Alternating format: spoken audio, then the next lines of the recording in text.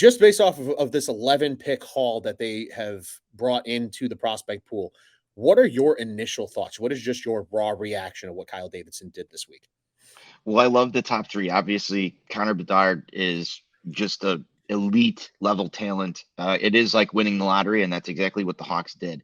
But when you look at the next two picks that the Hawks had, Oliver Moore, and they take the goalie who you and I do not exactly know how to pronounce his last name, so we're going to go Guyan. I love those second and third picks. That could be for another NHL franchise, probably your first two.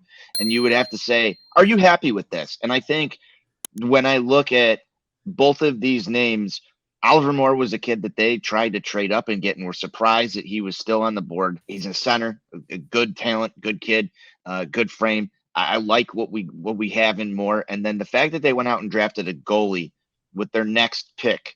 Ron, this is something that you and I talked about. You're going to have to find this goalie somewhere down the line. And this is a kid that's competed at some very high levels within the juniors, Ron, from what I've heard, in some big games already. And that you just add that pedigree and another name to the pipeline of goalie talent that we're going to need here in Chicago to have any sort of sustained run at anything. I know that we talked on our last show about, yeah, we're still going to have Mrazek.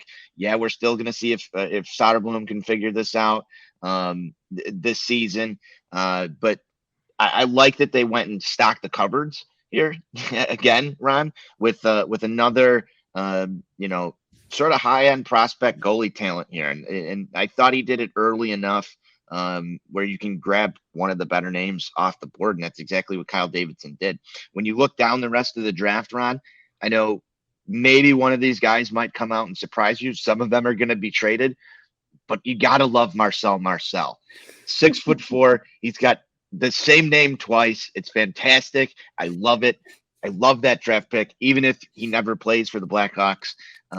Marcel might be one of my favorite draft picks ever made.